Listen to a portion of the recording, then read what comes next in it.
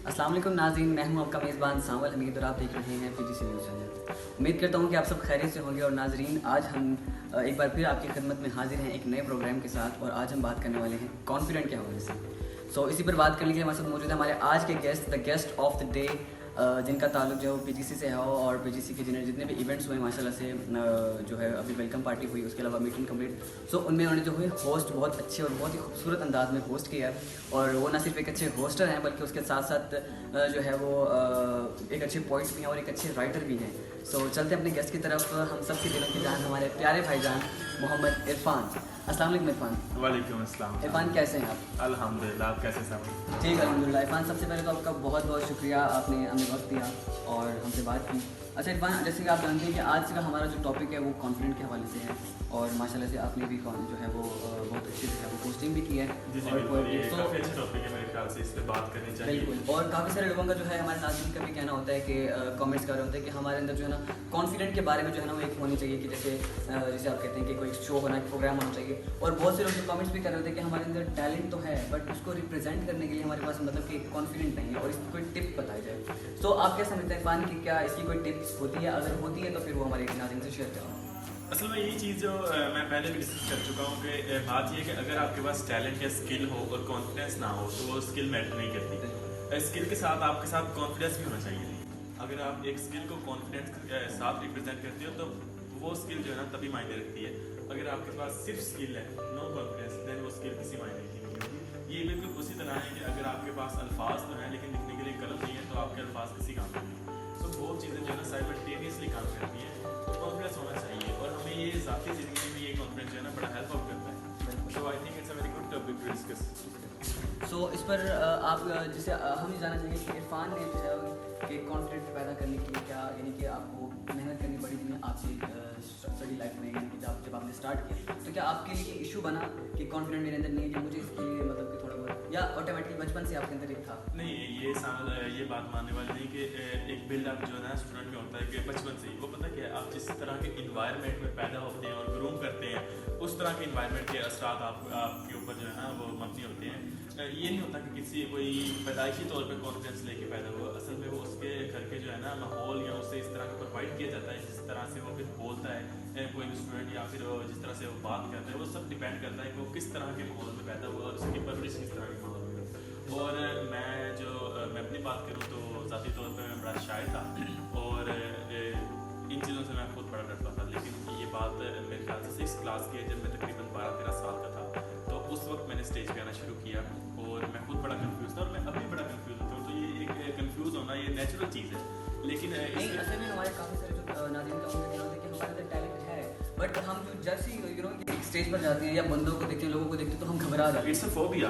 और आपकी माशाल्लाह से जब मैंने वो वीडियो देखी थी, आपने जो भी वो वेलकम पार्टी में की तो तकरीबन 800 से भी ज़्यादा जो है वो स्टूडेंट्स थे और उनमें जो है वो हमारे प्रिंसिपल साहब थे, डायरेक्टर साहब थे, प्रोफेसर साहब, तो उनमें आपने मतलब कि बात की ज़ाहिर है। फिर हमने सोचा कि आपसे इस तरह से यानी कि टिप्स लेनी चाहिए जिस तरह से आपने बात की। मसला मैंने वो वीडियो भी देखी। अच्छा, अब हम बात करते हैं, एक पता क्या चीज़ है जो मैं यहाँ पे एलैबोरेट करना चाहूँगा कि मैं जब स्टेज पे आता हूँ ना कोई भी चीज़ परफॉर्म करने के लिए, तो मैं उस चीज़ को जेन्युइनली इंजॉय करता हूँ कि वो एक मेरी जो ज़िंदगी की यादगार चीज़ बन जाए, मैं उसे इंजॉय करूँ।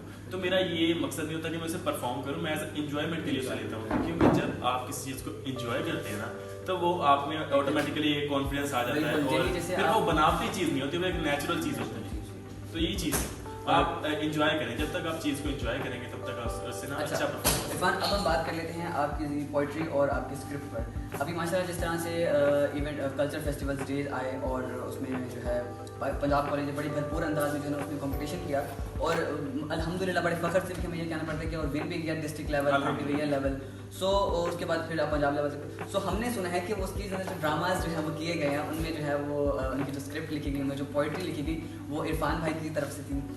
हम इस पर ज़रा बात करना चाहेंगे आपसे। वो असल में क्या कहते हैं ना कि ज़रूरत ईजाद की माँ है, necessity is the mother of invention. तो वो दिन उस वक्त कम रहते थे कंपटीशन में और हमारे पास जो था ना डाटा भी नहीं था। आपको पता था, आपने खुद उसमें पार्टिसिपेट किया है, तो जिस तरह हमारे टीचर्स परफॉर्म करवा रहे थे, क्योंकि टीचर्स के पास भी सारी बातें टाइम नहीं होता है, हमारे साथ में उस वक्त ज़रूरत ये पेश आई कि हमें कोई ना कोई स्क्रिप्ट राइटिंग के लिए मिल जाए या फिर कोई ऐसा बंदा हो जो हमें डाटा प्रोवाइड कर सके इन सब चीज़ों के हवाले से। तो उस वक्त अहमद साहब और मैम की नज़र में ये था कि इरफान जो है अक्सर स्पीचेस वगैरह करता है, होस्टिंग वगैरह करता है, तो मे भी हमें कोई ना कोई डाटा मिल जाए। तो उस वक्त मैंने ये चीज़ सोची कि मुझे लिखना चाहिए, क्योंकि उस वक्त टाइम भी नहीं था और हम कुछ और कर भी नहीं सकते। तो ज़ाहिर बात मैंने उस वक्त लिखना स्टार्ट किया and that was the first moment when I start writing the poetry also. अच्छा, अब हम ये जैसे उसमें 2 ड्रामास किए गए, एक हीर रांझा और एक सोनी महिवाल। सो इनमें क्या डिफरेंस था कि सोनी महिवाल का और हीर रांझा का, और इसमें आप क्या समझते हैं कि मतलब इनको जीतने के लिए, यानी कि किस चीज़ ने इनको ज़्यादा जो है वो एक किसे कहते हैं कि सपोर्ट दी? जीतने के लिए कोई एक चीज़ ज़रूरी नहीं होती, इसमें मल्टीपल थिंग्स होती हैं जिनको आपको मद्देनजर रखना। पूरे टीम वर्क की बात होती है, आपकी स्क्रिप्ट ज़रूरी है, आपके डायलॉग ज़रूरी है, म्यूज़िक मोस्ट इंपॉर्टेंटली, क्योंकि म्यूज़िक वो चीज़ है जो ऑडियंस को ज़्यादा अट्रैक्ट करती है। तो म्यूज़िक आपका बिल्कुल at the spot, at the point होना चाहिए, डायलॉग्स एट द पॉइंट होने चाहिए, एंट्रीज एट द टाइम होनी चाहिए। तो ये सब चीज़ें जिनको हमें मद्देनजर रखना पड़ता है। और ख़ासकर ऐसी चीज़ मैं बताना चाहूँगा जिसने हमारी जो प्लेस वगैरह हैं उनको ज़्यादा मतलब कि ऑडियंस को पसंद करने में मजबूर किया, वो था हमारी पोइट्री। हमने एक अलग टच दिया था, यानी हमें पोइट्री के अंदाज में जो है ना वो डायलॉग्स पोर्ट्रे किए गए थे। और आज हम आपसे आपकी पोइट्री भी सुनने वाले हैं, कुछ शेर भी आपके जो हैं वो होने चाहिए यहाँ पर, और वो आप जिस तरह से तो शेर है, गज़ल है एक जो मैं अक्सर कहता हूँ। तो ये है कि आबे हयात कह दूँ, हकीकते कायनात कह दूँ, आबे हयात कह दूँ, हकीकते कायनात कह दूँ, वो बात कह दूँ जो पत्थर को भी आप कर दे। अगर चाहूँ तो नक्शा खींच कर अल्फाज में रख दूँ, अगर चाहूँ तो नक्शा खींच कर अल्फाज में रख दूँ, मगर तेरे तख़य्युल से फज़ूतर है वो रज़ा, मगर तेरे तख़य्युल से फज़ूतर है। ज़बरदस्त।